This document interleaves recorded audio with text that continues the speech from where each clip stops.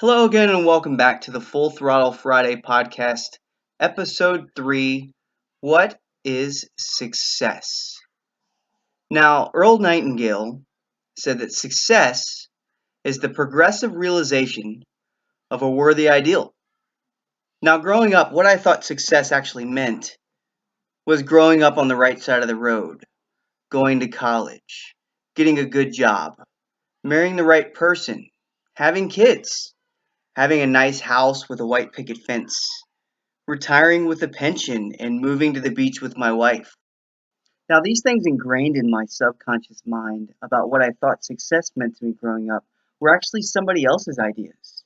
And those ideas came from somebody else, that came from somebody else, and so on. And until I had a paradigm shift, and a friend of mine told me a quote by Vincent D'Onofrio to Johnny Depp in the movie Ed Wood, playing the character of Orson Welles. Visions are worth fighting for. Why spend your entire life trying to make somebody else's dreams? So, whatever we plant into our subconscious minds and nourish with repetition and emotion will absolutely one day become a reality. Now, this is good or bad. So, your mind is a garden and your thoughts are seeds.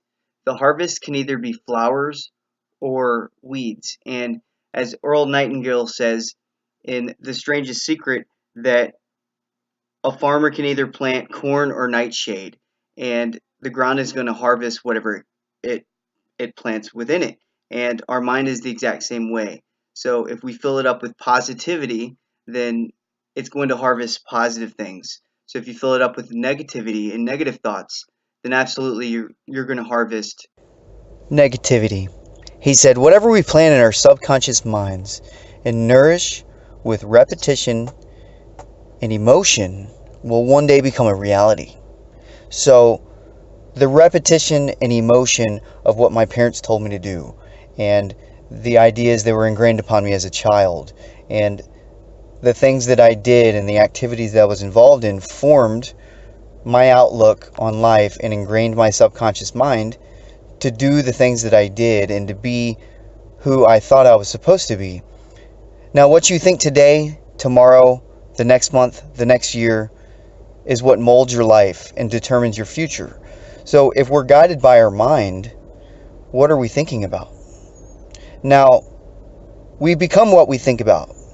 And this came from Earl Nightingale in The Strangest Secret, where he said, we become what we think about most of the time, and that's the strangest secret.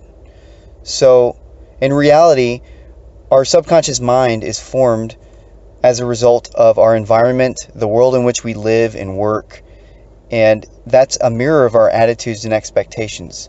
So this paradigm is a vicious cycle that most people never have the opportunity to change. And so my definition of success would not have brought me fulfillment. And Tony Robbins says that success without fulfillment is the ultimate failure in life. So let's look at the Webster's Dictionary definition of success. Now, success is the accomplishment of a worthy aim or purpose, or favorable outcome, favorable result, or positive result. Now, I also like to look at other people's perspectives of success and see the influence of that meaning in their life. And let's look at Ralph Waldo Emerson. He said, what is success? Success is to laugh often and much, to win the respect of intelligent people and the affection of children, to earn the appreciation of honest critics and endure the betrayal of false friends, to appreciate beauty, to find the best in others, to leave the world a bit better, whether by a healthy child, a garden patch, or a redeemed social condition. To know even one life has breathed easier because you've lived. That is to have succeeded. And that's truly how I believe today. Now, my children, my wife, they are the limelight of my life, my passion, my intrinsic motivation. And prior to having children and getting married, the entire family life was very foreign to me. And once I got married and had kids, it changed. And anybody that has looked back on their life prior to having kids and after will understand where I'm going with this. It's less selfish and more selfless. And the ultimate joy in life for me is giving unto others without expecting anything in return. So let's go back and talk about Earl Nightingale and what he said about success. He said, success is the progressive realization of a worthy goal or ideal. So now life is not about just surviving and making it through. Life is about setting goals, small goals, daily goals, weekly goals, monthly, quarterly, and realizing that we're achieving these goals in the process of it by achieving these small goals. My coach, Eric Lofholm, says that small wins create confidence. And that's absolutely true for me, that there's been times in my life where I didn't think I was moving the needle and making an impact on achieving my goals and dreams. And I looked back at all the small goals that I had achieved, and it gave me self-confidence. So remolding my outlook on life is all about providing service that's needed and useful, which gives me fulfillment because I'm passionate about that path. And that's the reason I'm so passionate about sales training and developing, is because I really enjoy training and developing myself. So it's been really easy for me to do it with other people. And another Earl Nightingale quote, he said, "We will receive not what we idly wish for, but what we justly earn. Our rewards will always be in exact proportion to our service." So when I changed the mindset from taking from life and getting mine from life to giving, providing for my family, that's when it all happened for me. And looking back throughout all the years of people that I've trained and worked with in sales, the statistics don't lie. From the source, the National Sales Executive Association said that 48% of salespeople never follow up with a prospect. 25% never make a second contact or stop. 12% of salespeople only make 3 contacts and then stop. And only 10% of salespeople or more, only 10% of salespeople make more than 3 contacts. So 2% of the sales are made on the first contact. 3% are made on the second contact. 5% are made on the third contact. 10% of sales are made on the fourth contact. And over 80% of sales are made on the 5th to 12th contact. And that was the game changer for me in sales, is when I started following up with people until they bought or told me to leave them alone. And especially in door-to-door sales, is that it's a form of marketing where you brand yourself, and you may knock on their door and leave them a door hanger. You go back and talk to them and leave them a business card. You follow up with them maybe a month or so. Maybe they give you their phone number and you call them and leave them 2 or 3 voice messages. And then you get the appointment, and let's say that one of the parties doesn't show up for the appointment, and you follow up again. And it might be 2-3 months after the first contact that you have that final appointment to where they make a buying decision. And they may say, "I need to think about it." And you just know that it's part of the game. It's part of the statistics. And let's say you follow up with them 2 days later and you give them an ultimatum, and then you make that sale. That's how a lot of my sales have come, is through referrals. And people love to give referrals if they know that you're going to take care of the person that they refer to you. And that comes because you've taken care of them. And a really great way to earn somebody's trust is to follow up and follow up and follow up, is because they see consistency and they see your level of commitment. Now, I love to train on the iceberg illusion, and success is like an iceberg. And what people see is the tip of the iceberg, the part that comes out of the water. And what people don't see is 3/4 of the iceberg that's underwater. Think of the Titanic. What they saw was a little sliver of ice coming out of the water, but what they didn't see was the massive mountain of ice that was underneath the water. And to me, that is dedication, setting goals, hard work, good habits, going through failure and disappointment, making the sacrifice and failing again, but yet having persistence. And that's what makes up success. So let's take a look at what success is not. Success is not just about having money. You know, a lot of people have money. Drug dealers have money. Very rich gamblers that hit the lotto, or they went to a casino and won a big tournament and are miserable on the inside, are a terrible husband, are a terrible parent. It's not about having money and having poor health or a poor home life. There's a string of very rich people that put their job ahead of their family, and inevitably they're unfulfilled. So money is not, the love of money is the root of all evil. Money is not the root of all evil. So success, it has a price tag, but the price tag is self-sacrifice, not the sacrifice of others. And inevitably, self-sacrifice looks like this. Earl Nightingale says that the man who succeeds above his fellows is the one who, early in life, clearly discerns his object, and towards that object habitually directs his power. So defining what you want to do in life, what you're good at, what you're passionate about, and going full throttle towards that with everything that you've got. Whether you're 18 years old or you're 50 years old or you're 70 years old, finding out what that is and then putting in the work. And the way to do that, Earl Nightingale says that to be at the top of your class, spend 1 hour per day of study in your chosen field, and 1 hour per day will put you at the top of your field within 3 years. Within 5 years, you'll be a national authority.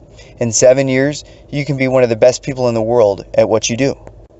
So who are successful people? Successful people are people that are doing exactly what they want to do and have put in the work to do that.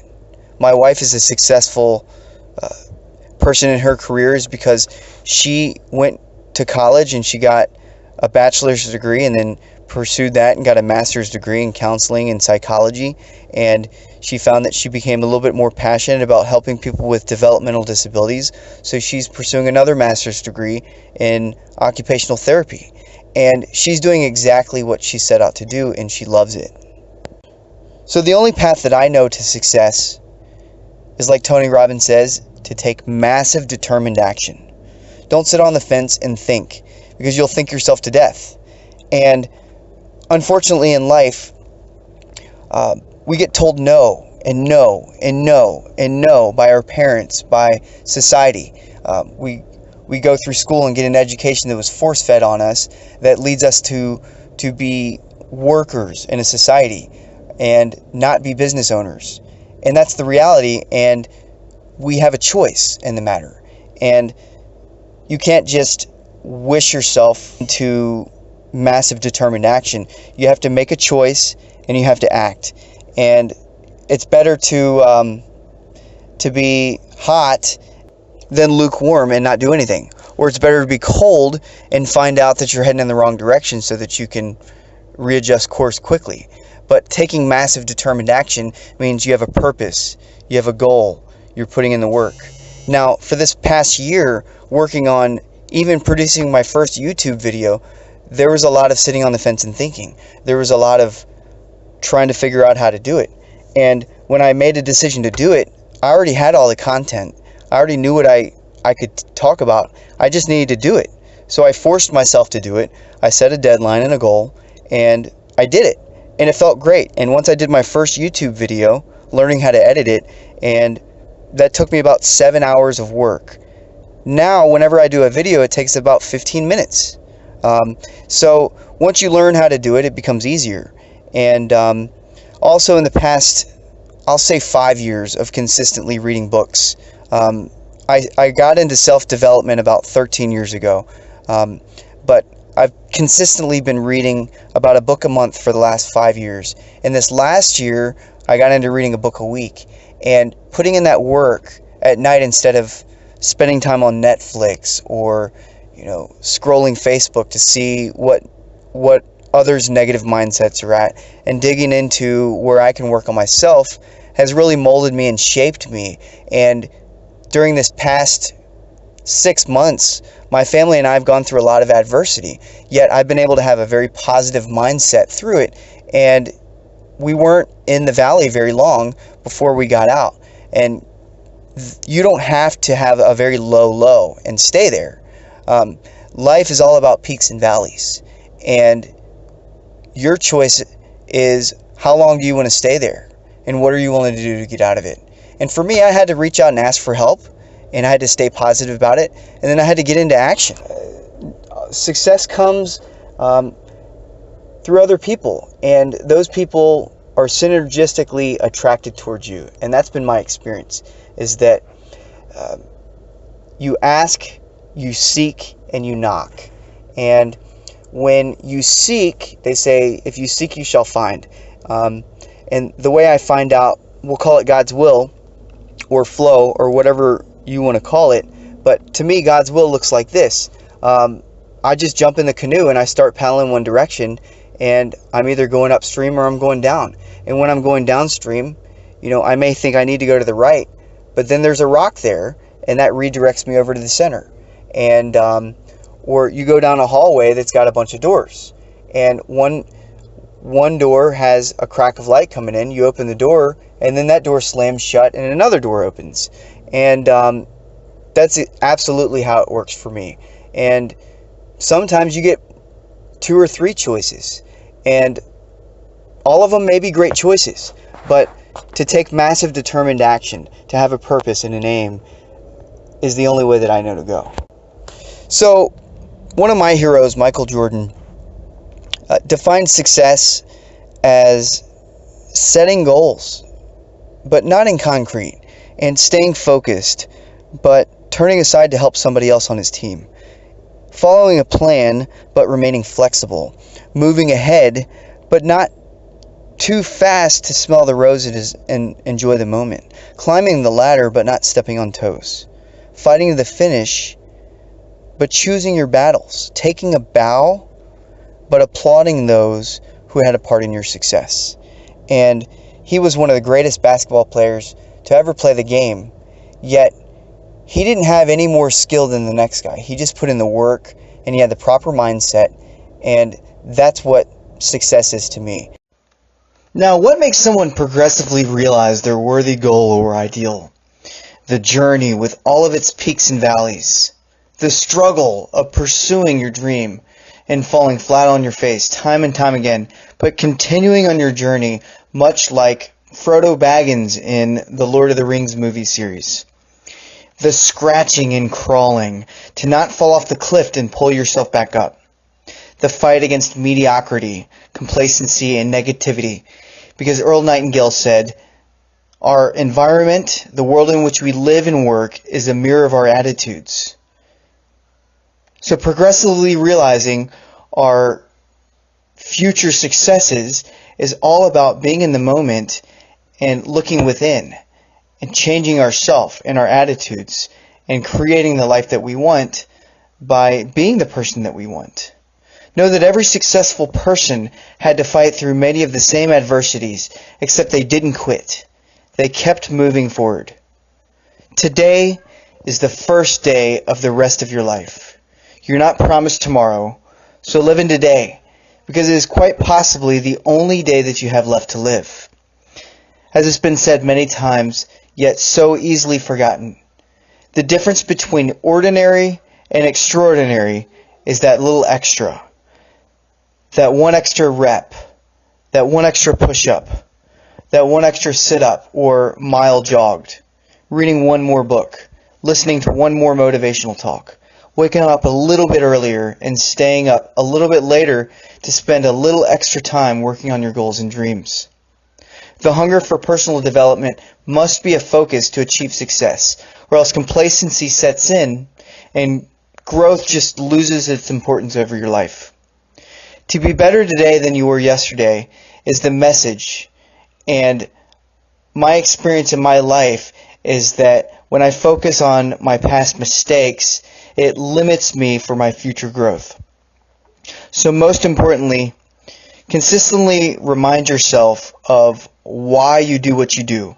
Because people that achieve success all have a powerful internal motivation to keep on moving forward when the pain of life kicks in, because it will. Since I made a decision to achieve my dreams, I've been through the lowest of valleys. Giving my all to a company and finding out that they couldn't pay me a really handsome commission and that they had to close their doors.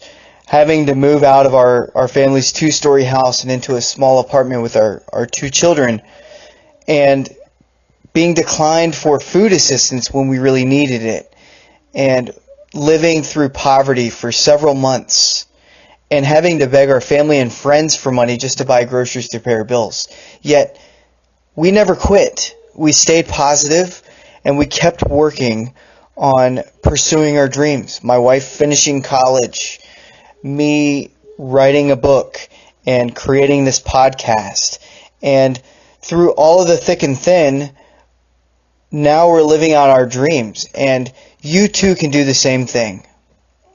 Success is not about having money or having lots of friends. Now, those may be motivators for you, and they may give you goals to work towards to feel successful, but I've just learned that in life, everything serves as a lesson or a blessing. We reap what we sow, and if we don't plant any seeds of success, there won't be any success when it's time to harvest. So what do those seeds of success look like for you? I try and stay active in reading and developing myself, because there's no handouts to success. It requires hard work, dedication, consistency, and massive determined action. Winners find a way to win, and losers find a way to lose. My mindset that I leave with you guys today is that successful people cannot fail. They can only learn and grow. So go out there, find what you need to read, study to be the top of your field, and just spend 1 hour per day. And I guarantee you, in 7 years, you will have recreated the life of your dreams. Thanks for listening to this podcast, and I hope you guys have a fantastic week. Talk to you next Friday.